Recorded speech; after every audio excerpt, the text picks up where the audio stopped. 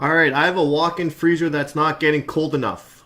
So according to the customer yesterday, the last 2 days, it hasn't been getting the temp. It's been about 20, 25 Fahrenheit. Today's been kind of better. So today's at 12. It's still not good enough, but a big improvement from the last 2 days. So I'm going to come do all my visual checks here in the box. So first thing, are we calling for cooling? Controller's calling. Both evaporator fans are running. Coil has no ice, no frost. Our airflow is excellent here through the coil. Okay, and lastly, I'm going to check this solenoid. Make sure we're getting power there. So magnetic field detector is spinning. We do have power at the solenoid.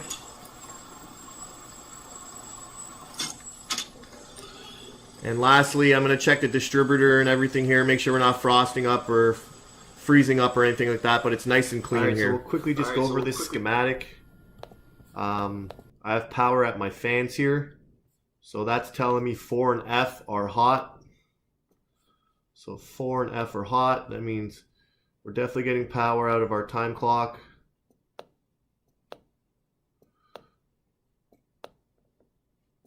Which is coming off terminal 1, which is our incoming power, L1 phase. And if we have power on F, that tells me my switch here is closed, my fan delay switch. My N is hot.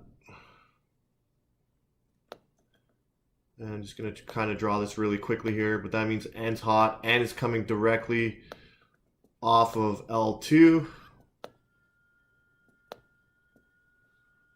And then finally we checked our solenoid. Okay, we did have power. So that tells us that circuit's complete. So we already had power here on 4. So we come here, it says pump down switch. In this case, we don't have one. We have the thermostat. Thermostat's closed. How we know that is because we have power at this solenoid right here. And that's important because, especially in a freezer, I don't want to be opening up every panel and checking every little thing. That freezer is pretty cold there. It's like 12 degrees or 13 degrees, whatever it was. And then we're going to complete our circuit here. As you said earlier, N had power. So based on me just using my magnetic field detector, I was able to draw all these lines on the schematic. Okay, obviously my visual checks too. My fans are running. So I knew there's power coming down here. So especially on the walk-in freezers, you don't want to be testing every component, especially when the fans and everything's running. Work efficiently, work smart. Alright, so I'm going to go up to the rooftop here. So it's 5 floors up plus another story. And as you can see, it's a height to the unit. So it is super important that you do all your checks downstairs in the box so you're not going back and forth. So my compressor is running, condenser fan's not running. So we'll give it a little kickstart. And she's firing up.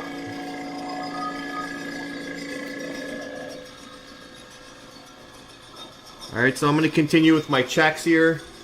I'm going to check the sight glass, make sure it's not flashing. Sight glass is clear. Charge is good.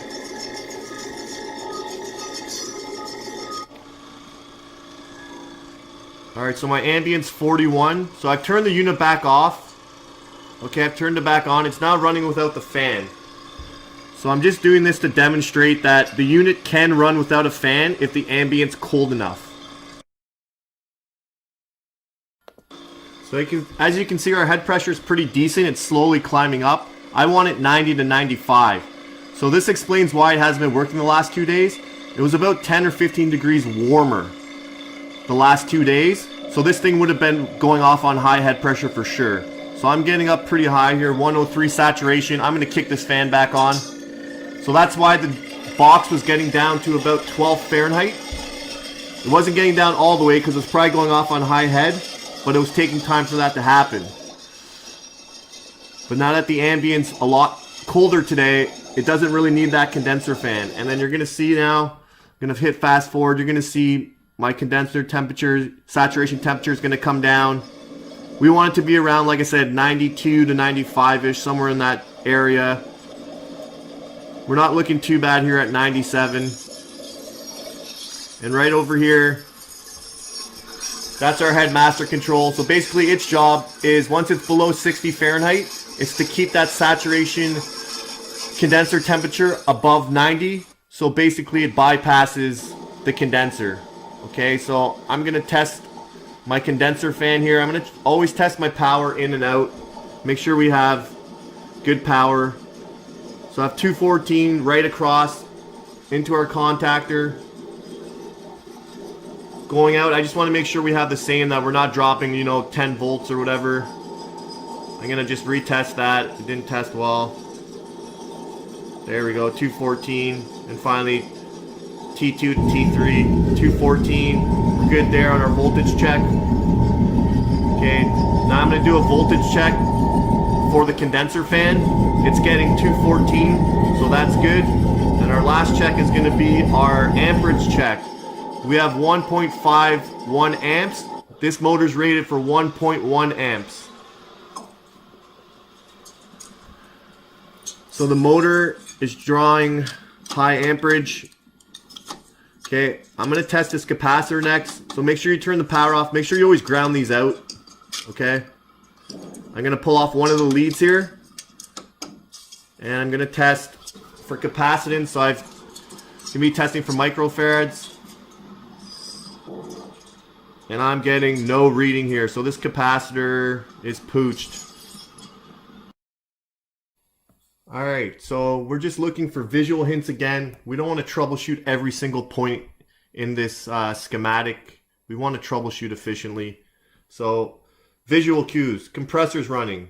What is that telling me? This contactor's pulling in. Okay? If this contactor's pulling in, that's telling me the coil's good. So our contactor coil's here.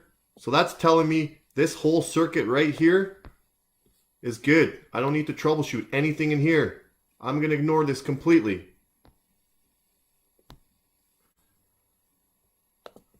Alright, so we had power into our contactor, power out of our contactor on L1. L2, same thing, power in, power out. Okay, we had 214 across, in and out, and then finally L3, same thing. And then if we look here, off of L3 here is our power for our condenser, our first leg, and then our second leg of our 208 is coming off of our L1 off the contactor. Alright, so our circuit is complete. The whole reason why I tested was because I wanted to make sure there was good voltage. Just because we have power at this compressor right here, okay, doesn't mean we have proper power here. Okay, there's little piggybacks inside these, on the bottom of this contactor. There could be a bad connection there. Anything could be burnt, okay? So you always want to just test the components separately. Alright, so I talked to the customer and I recommended that the motor get changed too. This is probably like a $200 motor. This unit's super critical for them. So it was kind of a no-brainer. I told them, hey, you have the option of putting the capacitor, and if it doesn't kickstart the motor, then I have to go back to the supplier. So, yeah, the customer said, yeah, just go ahead. Don't worry about it. Let's get it changed.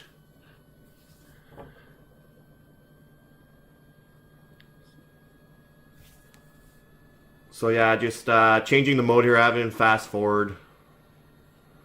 So, motor and capacitor did get replaced. There's the capacitor. There's the motor. Make sure you're taking that and dumping everything when you're done. That's one thing I hate seeing on the rooftops, old parts. Alright, so we're going to fire up. So that noise you're hearing is not the motor. That's the that semi-hermetic beast there rattling around. The condenser fan is super quiet. So I just want to watch my condenser saturation temperature. So although pressures are important, if you know what your saturation temperatures need to be, I don't even pay attention to the pressure in this case. So again, we're looking for 90 to 95. Now at startup, you might get a couple degrees higher, and then it'll slowly come down. We can go up close to 100 on this one. There's not a lot of heat load in that box because we're at 12 Fahrenheit. So we'll see how high this kicks up. But so far so good. If we had issues, this thing would have been, head pressure would have been already probably at 100 by now.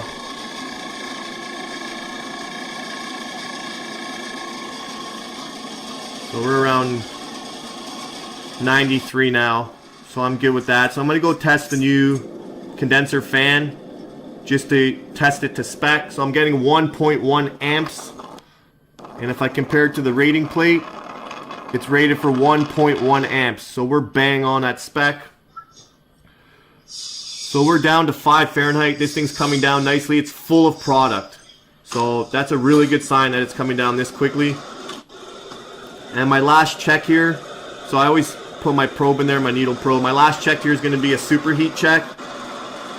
We're at 9.3, 9.4 Fahrenheit. Alright, so this one was a bit of a strange call. So they had called in on the Friday night, and they said the unit was kind of not working out through the day, and then it was working. So we thought, hey, maybe they check it while it was in defrost. So then I said, call back the next morning. They called back Saturday morning like it's at temp.